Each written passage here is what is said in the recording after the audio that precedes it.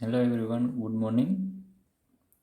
હવે આજે આપણે આ લેક્ચર છે એમાં method of determining correlation coefficient છે એની એક વધુ મેથડ છે એ જોશું. આપણે જ્યારે લેક્ચર સ્ટાર્ટ કર્યો હતો ત્યારે ડિસ્કસ કરેલું હતું કે કોફિશિયન્ટ ઓફ કોરિલેશન એટલે કે સ્મોલ આરની વેલ્યુ ફાઇન્ડ કરવા માટેની અલગ અલગ બધી મેથડો હોઈ શકે. એમાં એક મેથડ છે આપણે શીખી ગયા છીએ, Karl Pearson product moment method. એ સિવાય પણ બીજી મેથડ છે એના નામ લખાવેલા હતા, એ આપણે ફરીથી અહીંયા રિપીટ કરી લઈએ. એના માટે ફર્સ્ટ જે મેથડ છે એ શું હોય? સ્કેટર ડાયાગ્રામવાળી મેથડ. Scatter diagram method.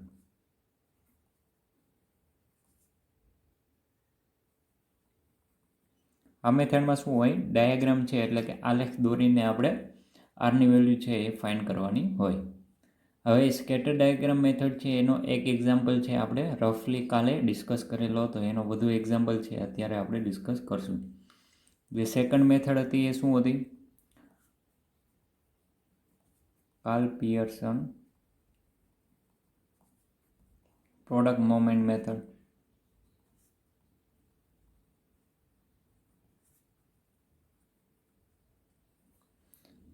અને જે થર્ડ છે એ શું હોય? Spearman's rank correlation method.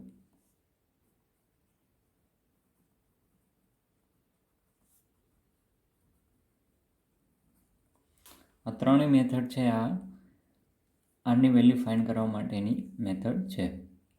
એમાં કાર્લ પિયર્સન મેથડ છે આપણે શીખી ગયા છીએ. હવે સ્કેટર ડાયાગ્રામ છે એનો એક એક્ઝામ્પલ છે આપણે જોઈ લઈએ. એના પછી આપણે સ્પીયરમેન રેન્ક કોરિલેશન મેથડ છે એ સ્ટાર્ટ કરશું.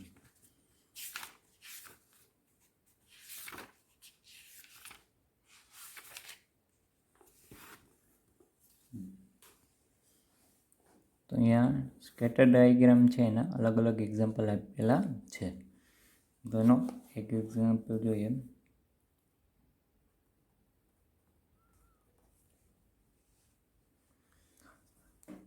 આ એક્ઝામ્પલ આપણે કેલ્ક્યુલેટ કરીએ તો આમાં શું હોય? Draw of scatter diagram of for the following data and from it interpret value of R.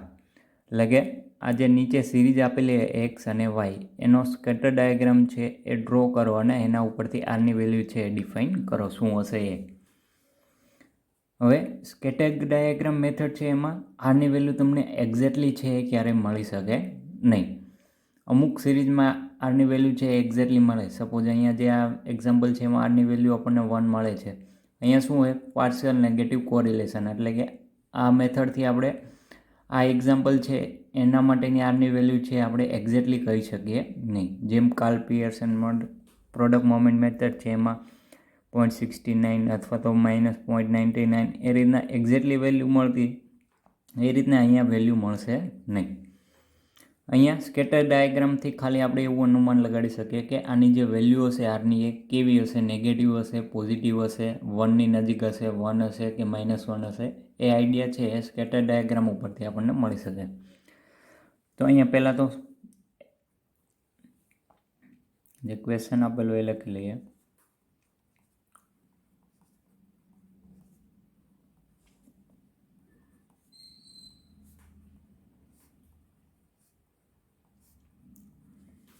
હવે સ્કેટર ડાયાગ્રામ છે એમાં ડાયાગ્રામ દોરવાનો હોય. ડાયાગ્રામ કઈ રીતના દોરવાનો હોય? એક્સ અને વાય સિરીઝનો ડાયાગ્રામ દોરવાનો હોય.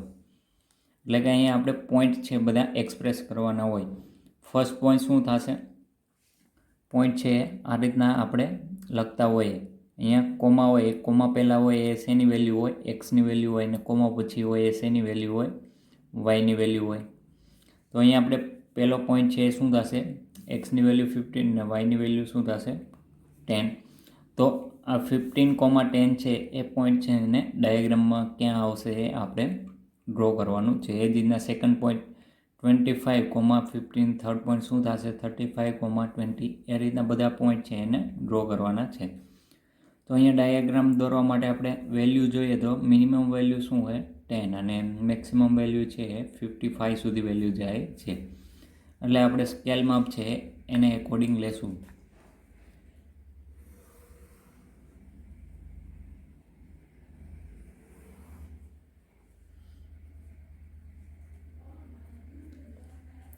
જો આલેખ હોય તો એમાં તમે માપ લઈને એક્ઝેક્ટલી તમે દોરશો તો આલેખ છે એ વ્યવસ્થિત બનશે. હવે અહીંયા વેલ્યુઝ છે આપણે સ્કેલ માપ છે એ કેટલું રાખશું? 10નું સ્કેલ માપ રાખીએ તો અહીંયા શું આવશે? 10, 20.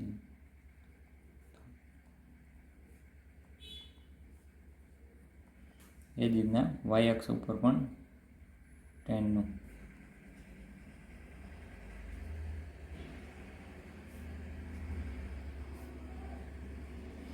હવે પોઈન્ટ કઈ રીતના એક ડ્રો કરવા એ તો આપણને ખ્યાલ છે.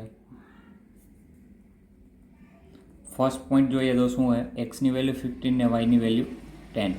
તો એક્સની વેલ્યુ 15 એટલે કે એક્સ અક્ષ ઉપર 15 ક્યાં આવશે? અહીંયા મળશે. અને વાયની વેલ્યુ 10 છે ક્યાં આવશે? અહીંયા આવશે. તો એ બંને જ્યાં ક્રોસ થશે એ પોઈન્ટ આપણો 15,10 હશે. તો અહીંયા જોઈએ તો અહીંયા 10 ને અહીંયા 15. આ જે પોઈન્ટ હશે એ શું હશે? 15,10. એ જ રીતના સેકન્ડ પોઈન્ટ જોઈએ તો એક્સની વેલ્યુ 25 અને વાયની વેલ્યુ શું હોય? 15. તો 25 અહીંયા મળશે અને 15 છે એ અહીંયા આવશે. તો આ વેલ્યુ છે, આ પોઈન્ટ છે એ 25,10 થશે. એ જ રીતના થર્ડ વેલ્યુ 35 અને વાયની વેલ્યુ 20. તો 20 અહીંયા છે અને 35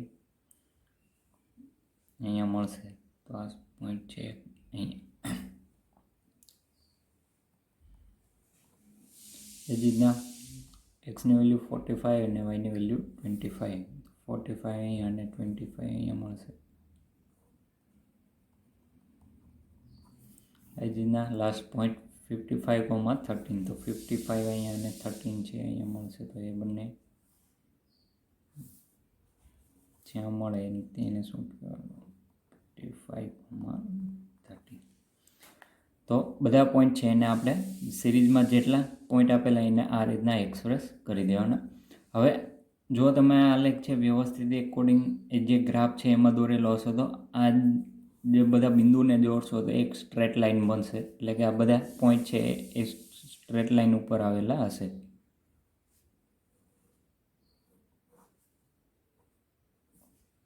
હવે જો સ્કેટર ડાયાગ્રામ કંઈક આ પ્રકારનો મળતો હોય તો આપણે આગળ ડિસ્કસ કરેલું હોય કે આરની વેલ્યુ હોય એ કેવી હોય? પરફેક્ટ. આજે રિલેશન મળશે એ કેવો મળશે?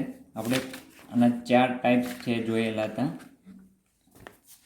એ જોઈ લે. એટલા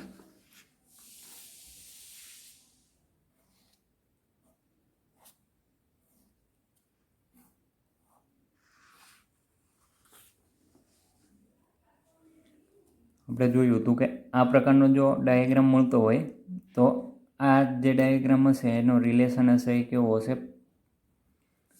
પરફેક્ટ પોઝિટિવ કોરિલેશન હશે.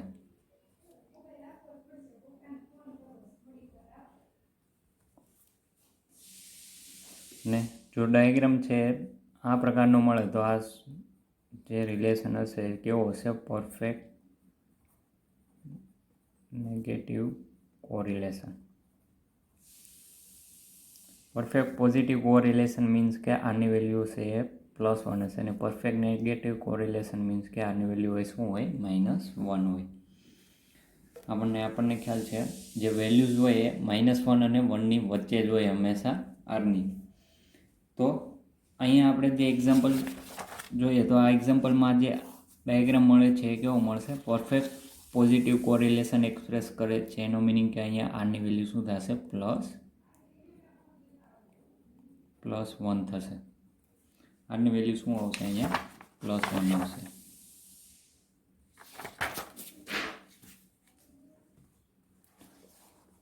તો અહીંયા આન્સર જોઈએ તો આન્સર આનો શું આપેલો છે? +1. તો આ રીતના સ્કેટર ડાયાગ્રામનો યુઝ કરીને આપણે આન્સર છે એ મેળવી શકીએ. એ જ રીતના જે 8 એક્ઝામ્પલ છે 8 એક્ઝામ્પલ જોઈએ તો એમાં પણ 2 સિરીઝ આપેલી, એમાં પણ સ્કેટર ડાયાગ્રામ ડ્રો કરો અને આરની વેલ્યુ છે એ ફાઇન્ડ કરવાની છે. તો હવે આ જ રીતના આપણે એ એક્ઝામ્પલ છે તમારી જાતે તમે કેલ્ક્યુલેટ કરી શકો. અહીંયા એક્સ અને વાય છે, અહીંયા સ્કેલ માપ છે, અહીંયા આપણે એક એકનું રાખશું કારણ કે અહીંયા 1 થી લઈને 6 સુધી વેલ્યુ છે. એટલે અહીંયા 1 2 3 4 એ જ રીતના વાય એક્સ ઉપર 1 2 3 4 એ રીતના બધા પોઈન્ટ છે એક્સપ્રેસ કરવાના. તો એ પોઈન્ટ તમે જો ડ્રો કરશો એટલે એ પોઈન્ટ છે એ સ્ટ્રેટ લાઇન ઉપર અમુક પોઈન્ટ મળશે અથવા તો એની નજીકના પોઈન્ટ મળશે. એટલે આજે મળશે અહીંયા સ્ટ્રેટ લાઇન એ કેવી મળશે, આ પ્રકારની મળશે. તો એ શું દર્શાવે? નેગેટિવ કોરિલેશન દર્શાવે.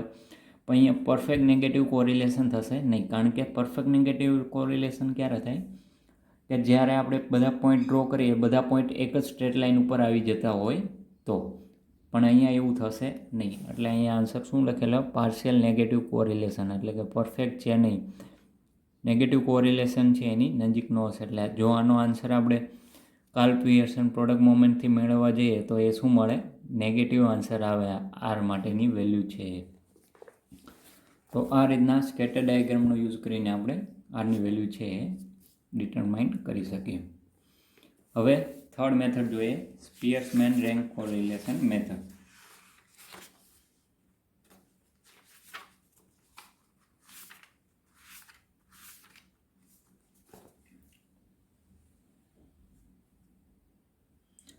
હવે Karl Pearson product moment method છે, એમાં પ્રોડક્ટ મોમેન્ટ મેથડ શા માટે એને કહેવામાં આવે છે? કારણ કે એમાં બે સિરીઝ છે એનો પ્રોડક્ટ કરીને એનો યુઝ કરીને ફોર્મ્યુલા જે બનાવેલી હોય એના ઉપરથી આપણે આરની વેલ્યુ છે ફાઇન્ડ કરતા હોય. હવે સ્પિયર્સમેન રેન્ક કોરિલેશન મેથડ છે, એમાં શું આવશે? રેન્કનો યુઝ કરીને આપણે કોરિલેશન કોફિશિયન્ટ છે ફાઇન્ડ કરવાનું આવશે. રેન્ક એટલે આપણે સપોઝ ક્લાસ હોય તો એમાં 13 સ્ટુડન્ટ હોય તો એક્ઝામમાં આપણે રિઝલ્ટના એકોર્ડિંગ આપણે બધાને રેન્ક આપી શકીએ. First rank, second rank, third rank, fourth rank. તો અહીંયા એ રેન્કની વાત કરેલી છે. તો સિરીઝમાં બધા જે ઓબ્ઝર્વેશન આપેલા એ ઓબ્ઝર્વેશનનો રેન્ક ફાઇન્ડ કરીને એના એકોર્ડિંગ આપણે કોરિલેશન કોફિશિયન્ટ છે ફાઇન્ડ કરવાનું હોય સ્પિયરમેન રેન્ક કોરિલેશન મેથડમાં. હવે એના માટેની એક ફોર્મ્યુલા હોય, એ ફોર્મ્યુલા શું હોય આપણે જોઈ લઈએ. સ્પિયર્સમેન રેન્ક કોરિલેશન માટેની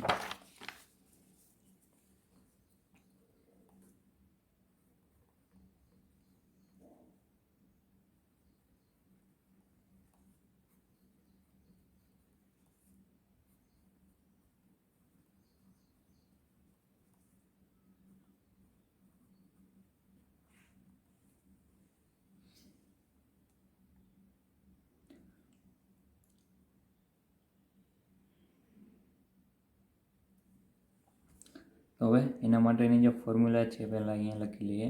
એના માટેની ફોર્મ્યુલા શું હોય? R is equal to 1 - 6 into sigma D square divide by n into n square minus 1. હવે વેર અહીંયા જે n જશે એ શું હશે? Number of observation.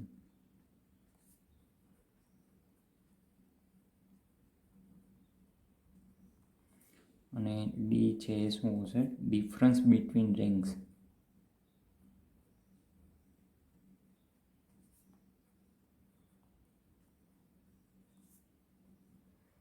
Different between ranks એટલે કે બે રેન્ક હોય તો R1 માઇનસ R2 એ બંનેનું ડિફરન્સ એટલે કે બંનેનું સબસ્ટ્રેક્શન કરવાનું રહેશે. હવે રેન્ક છે એ તમને એક ક્વેશ્ચન છે એમાં ડાયરેક્ટલી તમને R1 અને R2ની વેલ્યુ આપી દીધેલી હોય, અથવા તો આપણે જે ક્વેશ્ચન આપેલો હોય એના ઉપરથી એને એકોર્ડિંગ છે ફાઇન્ડ કરવાનું હોય. એક્ઝામ્પલ આવશે એટલે આપણને વધારે આઈડિયા આવશે. તો આ જે સ્પિયરમેન્સ રેન્ક કોરિલેશન મેથડ છે એના માટેની ફોર્મ્યુલા છે R is equal to 1 - 6 into sigma D square divide by n into n square minus 1.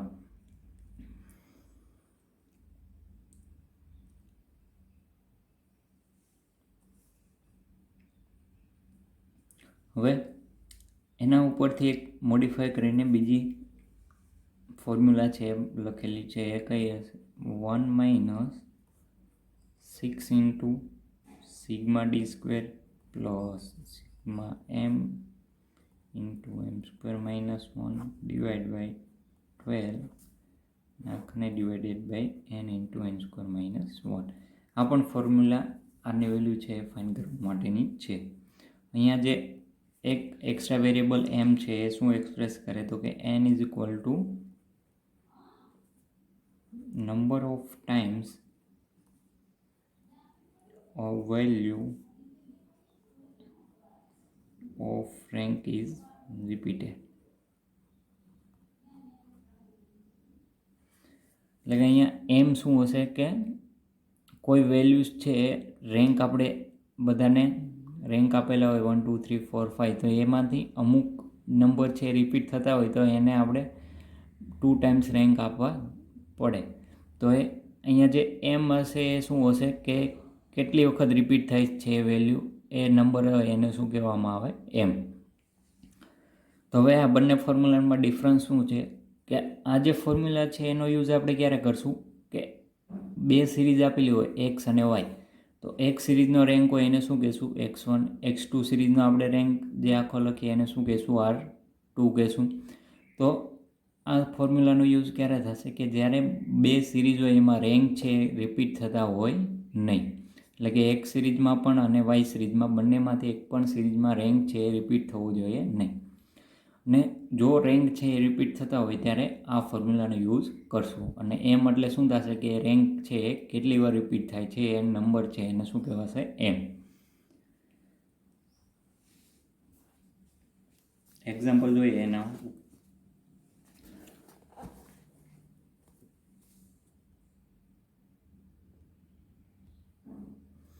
તો અહીંયા શું હોય 8 competitors were ranked in a beauty contest by 3 judges as follow. એટલે કે એક બ્યુટી કોમ્પિટિશન છે એમાં એક